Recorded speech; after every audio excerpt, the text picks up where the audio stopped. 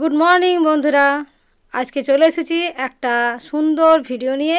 আশা করি তোমাদের আজকের ভিডিওটা খুব ভালো লাগবে, দেখতে থাকো আর সাথে থাকো। একটু প্লিজ সাবস্ক্রাইব করে দিও। চলো, এখন বাজে বিকেল 4:25। এখন আমি যাচ্ছি দোকানে, 5টা নাগাদ আমাদের একটি জায়গায় যাবার আছে। তো কোথায় যাচ্ছি সেটা তো অবশ্যই তোমার সাথে শেয়ার করবো। তার জন্য আমি টোটালি রেডি হয়ে দোকান যাচ্ছি। আর যখন গাড়ি ছাড়বে আমি ওখান থেকে আবার ওখান থেকে বেরিয়ে যাবো, ওই জন্য এখন রেডি হয়ে যাচ্ছি। তো চলো, ছেলের সাথে একটুখানি বাই করে নিই। ও এখন বসে আছে এখানে। আছে কি আনবো তোর জন্য? সাপটা তো আমার কাছে লেগে যাবে তখন, তো আমার জন্য লেগে যাবে। তোর জন্য কি আনবো বল? চিকেন? নুন চিনি জল খাচ্ছে, আর চিকেন আনবে। আর মেলা, এটা নবকুঞ্জের মেলা, এখানে চিকেন আনবো বল ওখান থেকে? বল বল বল। ঝুনঝুনি আছে ওটা? ছোট বাচ্চা রেখে দিয়েছে, ঝুনঝুনি আনবো। কি বলো তোমরা? আর কি আনবো বল? শুধু কোচো মা যাবে, কি নিয়ে আসবে? তাহলে ঝুনঝুনি আনলে ভালো হবে। কি রে, ঝুনঝুনি আনবো একটা? মুখটা দেখা, সবাইকে দেখা, মুখটা একটু দেখা। মুখটা কেমন শুকিয়ে গেছে? আমি খুঁজে পাচ্ছি না। আচ্ছা না ছিল ভিডিও দাও না কেন? চলো, ছেলেকে ছেড়ে দিয়ে যাচ্ছি এখন আমরা একটুখানি বাইরে ঘুরতে। কর্তা আমি আসলে অনেকের সাথে যাচ্ছি একটা ছোট্ট বাসে করে, সবটাই দেখতে পাবে। আর ওকেও আনতাম, কিন্তু ওর শরীরটা ভীষণ খারাপ হয়ে গেছে, একটু পেটের প্রবলেম হয়ে গেছে। তো সেই জন্য মানে আনতে পারলাম না। তো ওর ভীষণ ইচ্ছে ছিল আসার। আমারও মনটা খারাপ লাগছে যে একটু ঘুরবো ফিরবো, সাথে বাচ্চা থাকলে ভালো হয়। তো যাই হোক, চলো এখন দোকান যাবো, দোকান থেকে তারপরে বেরোবো। বেরোনো হয়নি বিকেল 5টায়, সকালে রেডি হতে পারিনি, এই জন্য বাড়ি এসে একটু সন্ধে দিয়ে তারপরে আবার বেরোচ্ছি। এখন বাজে প্রায় 8টা, 5টার টাইমটা পেছিয়ে একদম 8টা হয়ে গেছে, কেউ রেডি হতে পারেনি। তো সবাই এখন আমরা বাসে উঠে পড়ছি।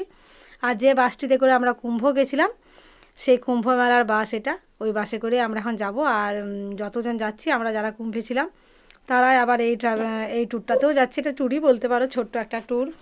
তো আমরা এখন যাব মহারাজের আখড়ায়।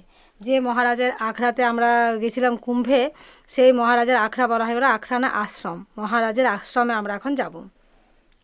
বোতলে জল আর টুকটাক জিনিস কিছু নিয়ে নিয়েছি। তো চলো, বাস এখন আমাদের ছেড়ে দিয়েছে, এখন আমরা যাচ্ছি মহারাজের আশ্রমে। ভীষণ এক্সাইটেড আমরা। আর পাশে একটা ছোট্ট মেলা বসেছে, নবকুঞ্জ হচ্ছে, সেটাও একটুখানি একবারে আসার সময় দেখে আসব। আগে যাব মহারাজের ওখানে। তো চলো, মহারাজের আশ্রমে পৌঁছে গেছি। এটা দিনের বেলা হলে না তোমরা দেখতে পেতে যে জায়গাটা কি অপূর্ব সুন্দর। মামার গালটি দেখলে তো, গাল ভরা হাসি, কি সুন্দর। আসলে এখানে এত সুন্দর না, যে কেউ এসে বেশ মনোমুগ্ধ হয়ে যাবে, হাসি ফুর্তিতে ভরে যাবে। আর এই যে কাঁঠাল, কত কাঁঠাল ধরেছে দেখো, মানে ভর্তি হয়ে আছে নিচ থেকে পর্যন্ত। তো আমরা এখন এতটাই ছোট আছে, চাইলেও নিয়ে যেতে পারবো না। মহারাজ তো বলছিলেন নিয়ে যাওয়ার জন্য, কিন্তু এত ছোট, এগুলো ফালতু এখন পেরে লাভ নেই। কটা দিন পরে আমরা আবার প্রোগ্রাম করছি এখানে আসবার জন্য। যে সামনেই যে একটা দুর্গাপূজা হয় না, চৈত্র মাসে বাসন্তী উৎসব হয়, সেই বাসন্তী পুজোতে আবার ভাবছি আসবো। চলো, এই যে মহারাজ এখানে বসে আছেন, ওনাকে একটু প্রণাম টনাম সবাই সেরে নিই। আর আমরা রাত্রে আজ এখানেই খাওয়া দাওয়া করবো। তো এখানে দেখতে পাচ্ছ খেতে বসার জন্য আসন এখানে রেডি করে রেখেছেন মহারাজ। তো মহারাজ আজকে নিজের হাতে আমাদের জন্য রান্না করে রেখেছেন। তো কী আয়োজন করেছে সেটা দেখতেই পাবো। তো চলো, উনি যে এই বয়সেও এত কিছু করে রেখেছেন, সেটাই আমরা মানে অবাক হয়ে যাচ্ছি। এখন মানে আমাদের পৌঁছতে পৌঁছতে প্রায় 9:30 এরকম বেজে গেছে। আর মহারাজ করেন কি, রাত 8টার মধ্যেই খাওয়া দাওয়া করে শুয়ে পড়েন। 8টাটাও মহারাজের অনেক রাত। তো যাই হোক, চলো এখানে আমরা সবাই মিলেই যারা যারা এসেছি একটু প্রণাম করা হচ্ছে। মহারাজকে যার যেরকম সামর্থ্য টুকটাক দেওয়া হচ্ছে। তো চলো, এখানে খাওয়া দাওয়ার ব্যবস্থা, শুধু বলছি কি অনেক রাত হয়েছে, তোমরা খেয়ে নাও। তো দেখো, এখানে আমরা সবাই একসাথে বসে পড়বো। মহারাজ ওখান থেকে তক্তা থেকে বসে বসে ডিরেকশন দিচ্ছে। আর উনি তো এত কিছু করতে পারেননি, শুধুমাত্র খিচুড়ি করে দিয়েছেন আর একটা ফুলকপি আলুর একটা পাতলা ঝোল মতো। আর ওবেলার একটু শাক ভাজা ছিল, আর ছিল আমলকির চাটনি। এই হচ্ছে আজকে রাত্রের আমাদের মেনু। তো সেটাই যেন একদম পুরো অমৃত লাগছে। এই দেখো, সেই খিচুড়ি অল্প করে লবণ দিয়েছে, আর পুরো ধোঁয়া উঠছে। মানে আমরা যখনই ফোন করলাম যে আমরা যাচ্ছি, বললো তাহলে কোথাও খাবি না, আমার এখানেই খাবি, আমি রান্না বসিয়ে দিচ্ছি। তাহলে আর না করা গেল না। উনি সব ফোড়ন টোড়ন দিয়ে, সর্ষে আর 5 ফোড়ন, জিরে সব ফোড়ন দিয়ে খিচুড়িটা বানিয়েছেন। আর খিচুড়িটার মধ্যে কৃষ্ণ একটা স্মেল উঠছে, মানে গোবিন্দভোগ চালের খিচুড়ি, এটা এমনিই খাওয়া যায়। তো আমরা প্রত্যেকে নিয়ে যখন বসে পড়েছি, দ্বিতীয়বার কে দেবে? মহারাজ বলছে এত খিচুড়ি বেড়ে গেছে তোমাদেরকে শেষ করতে হবে, নাহলে তো ফেলা যাবে। তো এই জন্য দ্বিতীয়বার না চাইলেও জোর জবরদস্তি সবাইকে 1 ডাবু 2 ডাবু করে আবার নিজে হাতে উঠে দিচ্ছেন। এটা একটা অনেক বড় পাওয়া, মহারাজের হাতে রান্না খাওয়া, আবার তিনি পরিবেশন করে খাওয়াচ্ছেন। আজকে সত্যি অপূর্ব কাটলো রাতটা। তো চলো এখানে মহারাজ এখন দেখাচ্ছেন একটা যোগব্যায়াম, এটা হচ্ছে করলে নাকি সুগার একদম নর্মাল হয়ে যায়। তো কীভাবে করতে হয় সেটাও ভালো করে বলে দিলেন, 2টো পায়ে অল্টারনেট করে করতে হবে, ছবার করে। আর এই দেখো মহারাজের কম বয়সের ছবি বেরিয়েছে। তো দেখো কীরকম ছিল, ধরো কর্তা আছে বাইরে, ওকেও একটু ছবিটা দেখিয়ে নিয়ে আসি। তো কী অপূর্ব চেহারা ছিল দেখো, পুরো মানে অল্প বয়স থেকেই মহারাজ এই রাস্তা ধরে নিয়েছেন, একদম আশ্রমের জীবনযাপন কম বয়স থেকে ধরে নিয়েছেন, সংসারও উনি করেননি। চলো এবারে খাওয়া দাওয়া হয়ে গেছে, অনেকক্ষণ গল্প টল্প হলো। আর এবারে আমরা একটু পুরো আশ্রমটা মোবাইল জেলে এখন দেখে নিচ্ছি। চারদিকে লাইটের ব্যবস্থা আছে, কিন্তু পুরো বাগানে তো আলো দেওয়া নেই, রুমগুলোর মধ্যে আছে। তো চলো এখানে প্রচুর গাছ আছে, লিচু গাছ, সবেদা গাছ, আম, কাঁঠাল, মানে যাবতীয় গাছ। এটা হচ্ছে একটা লিচু গাছ, কি সুন্দর গাছটা, এত বড় সাইজ, লিচুর সিজনে যে লিচুটা ধরবে না মানে প্রচুর ধরবে। তো আমাদের হাতে চাবি দিয়ে দিয়েছে, যে মামা যে এসেছে আমাদেরকে গাইড করে নিতে, মামার মেয়ের হাতে চাবি আছে, সমস্ত জায়গায় এবার খুলে খুলে আমাদের দেখাবে কোন রুমে কি আছে। তো চলো আমরা তো দেখবো, সেই সাথে তোমাদেরকেও একটুখানি দেখিয়ে নিই। চলো ভেতরে যাওয়া যাক, সবাই মিলে কি আছে দেখি। এটা হচ্ছে একটা শিবলিঙ্গ আছে, শিব মন্দির। আর দেখতে পাচ্ছ কি সুন্দর বড় একটা হাঁড়িতে করে জল দিয়েছে, যাতে 12 মাস ফোঁটা ফোঁটা জল ভোলে বাবার মাথায় পড়তে থাকে। তো এত সুন্দর এখানে মন্দিরটা, মানে সুন্দর করে সাজানো না, দেখলেই তোমার মন একদম ভরে উঠবে। চলো এরপরে যাচ্ছি আমরা, এখানে হচ্ছে তোমার দুর্গা মূর্তি, এই যে বললাম তোমাদের যে বাসন্তী পুজো আসছে, তার এখানে দুর্গা মূর্তি তৈরি করা শুরু হয়ে গেছে। এইটা একটা চালা মতো নামানো আছে, এই চালার ভেতরে সমস্ত মূর্তিগুলো তৈরি হয়। কাঠামোটা মোটামুটি রেডি হয়ে গেছে, এরপরে যেটুকু বাকি আছে সে তো হবেই। তো চলো এটা একটা দেখা হলো। আর পাশেই প্রচুর মাটি ঢালা আছে, যেটা এখন ওই প্রতিমার গায়ে প্রলেপ দেওয়া হবে। আর এই যে একটা মস্ত বড় গাছ দেখছো, এই গাছটা নিয়ে আমরা ভাবছি যেটা রুদ্রাক্ষের গাছ, কিন্তু শেষমেশ দিলাম যেটা রুদ্রাক্ষের গাছ নয়। অনেক তর্ক বিতর্ক হলো, অনেক আলোচনা হলো, আর আমি তো থোড়াই কত গাছ চিনি, অত গাছ আমি চিনতেও জানি না, আর রাত্রেবেলা তো বোঝা যাচ্ছে না। তো যাই হোক, চলো রুদ্রাক্ষের গাছ হচ্ছে এইটি, এই যে রুদ্রাক্ষের গাছ বলে এটাকে বেশ সুন্দর করে ঘিরে দেওয়া হয়েছে, যাতে কেউ গাছটি মানে ভাঙতে না পারে বা নষ্ট করতে না পারে। রুদ্রাক্ষ ধরলে হয়তো অনেকে তুলে নিবে, সেই জন্য হয়তো এত প্রোটেক্ট করা আছে গাছটা, চারধার থেকে একদম পুরো বেড়া দেওয়া হয়ে গেছে। অপূর্ব সুন্দর রুদ্রাক্ষের গাছও দেখলাম। দিনের বেলা যখন আসবো তখন তো ভালোভাবে দেখবো, তোমাদেরকেও দেখাবো। এইদিকে আর একটি বড় বিল্ডিং আছে, তার মধ্যে এখানে আছে কালী মন্দির। আর দেখো কত সুন্দর চারদিকে প্রদীপ দিয়েছে, এগুলো সব মহারাজ একা হাতে করেছেন। এখানে মহারাজের সাথে আমরা তো চলে আসবো, তো সেই মহারাজের সাথে একটু বসে গল্প হচ্ছে, একটু শাস্ত্র আলোচনা হচ্ছে, সবাই গালে হাত দিয়ে, কেউ বসে কেউ দাঁড়িয়ে মন দিয়ে শোনা হচ্ছে। মহারাজের কথা শোনা একটা বিরাট ভাগ্যের ব্যাপার। এটা চাইলে আমি অবশ্য আসল ভিডিও মানে ভয়েসটা দিতে পারতাম, ভিডিও যেটা রেকর্ড করেছি, কিন্তু সেটা আর দিলাম না, অনেক রকম গল্প হচ্ছিল। তো যাই হোক চলো, মহারাজের কথার পরে যখন যাব অবশ্যই তোমাদেরকে শোনাবো, যখন শাস্ত্রের কথা আলোচনা হবে তখন নিশ্চয়ই শোনাবো। তো গল্প আর শেষ হয় না, যেহেতু মহারাজ একা একা থাকেন, তো আমরা সবাই গেলে এত ভালোবাসেন, এত পরিচয় হয়ে গেছে, কিছুতেই ছাড়তে চাইবেন না। এখন মোটামুটি 12:30 রাত বেজে গেছে, আর উনি তো আর ঘুমোবেন না, উনি ওইরকম টাইমে শুয়ে পড়েন, 7টা 8টার মধ্যে শুয়ে পড়েন, আর রাত্রি ওই 9টা 10টা 2 ঘন্টা ঘুমিয়ে উঠে যান, ওইটা তো শুনলাম। তারপরে বসে থাকেন, যোগব্যায়াম করেন, নানা রকম নিজের কিছু কাজ থাকে, সাধনা থাকে। সাধনার একটা রুম আছে দেখলাম, সাধনা রুমটা অবশ্য ভেতরে ঢুকিনি, লক করা ছিল, যে রুমটা উনি সাধনা করেন। তো চলো এবার আমরা বেরিয়ে পড়বো এখান থেকে।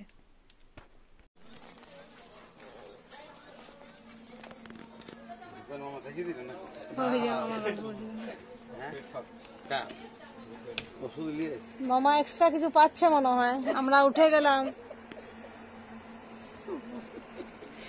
আমাকে 2টো মশা কামড়েছে, এই হাতে একটা, এই হাতে একটা। বলি মামা মনে হয় এক্সট্রা কিছু পাচ্ছে, তাই মামা তো লেট করছে।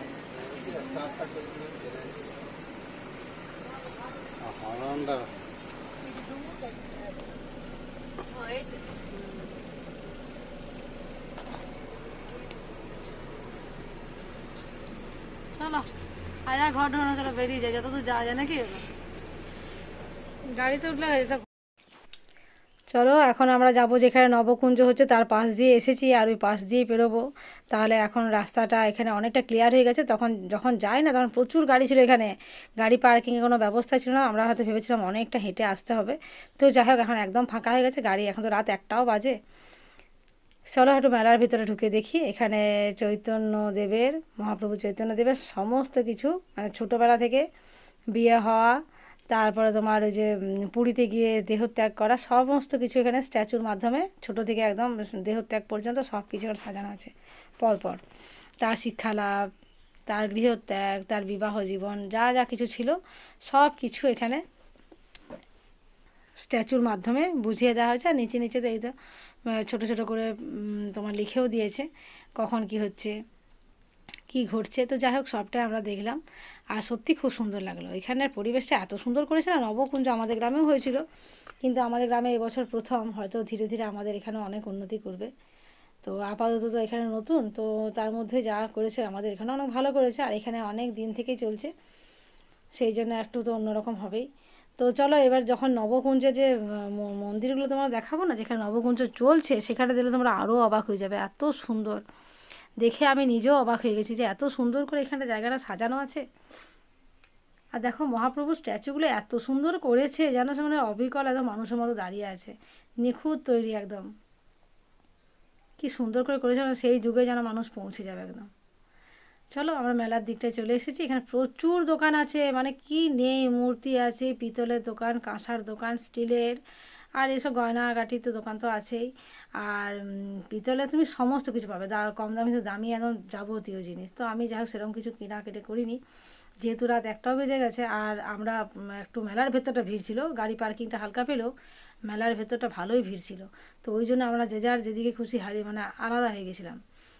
তো যাই হোক পরে ফোন টোন করে তারপর আবার দেখা যাবে কখন কাকে কোথায় পাই, ফোন করে যোগাযোগ করে নিলেই হবে। আমি আর কর্তা একদিকে হয়ে গেছি, আর যে যার দলে ভাগ হয়ে গেছে। তো চলো কর্তার সাথে এখন আমি যাচ্ছি মেলার ভেতর দিকটায়, একটু ঘুরে ঘুরে দেখিনি কি দোকান আছে। দেখেছো লোহার কত কিছু জিনিস এসেছে। আর এটা হচ্ছে নবকুঞ্জে ঢোকার মূল গেট।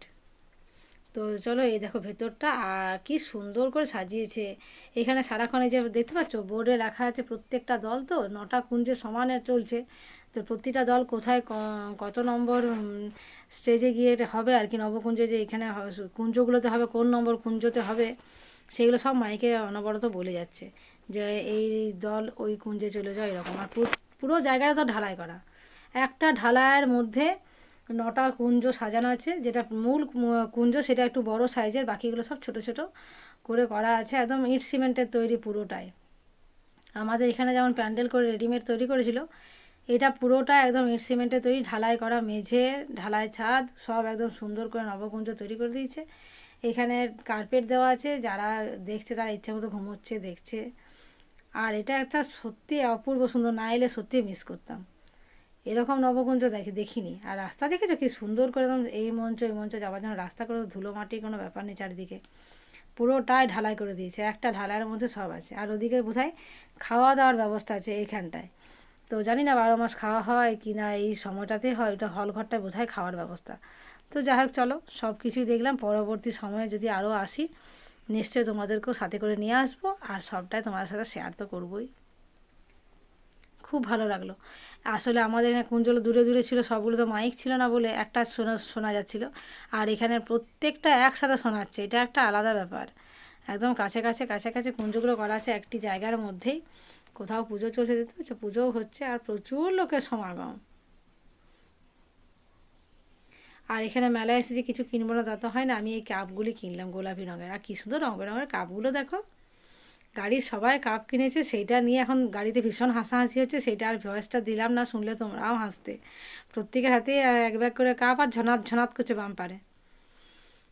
চলো এখানে হচ্ছে একটা বিষ্ণু মন্দির, এই মন্দিরটি দেখে গেলাম। ভেবেছিলাম আসার, খোলা ছিল যখন যাই, ভেবেছিলাম আসার সময় ঢুকবো, কিন্তু এটা তখন বন্ধ হয়ে গেছে। রাত 1:30 বাজে, এখন তো বন্ধ হওয়ারই কথা। তো চলো আজকের ভিডিওটা এখানেই শেষ করছি। যদি ভালো লেগে থাকে অবশ্যই সাবস্ক্রাইব করে দেবে, চ্যানেলটাকে লাইক করবে, পাশে থাকবে। Good night.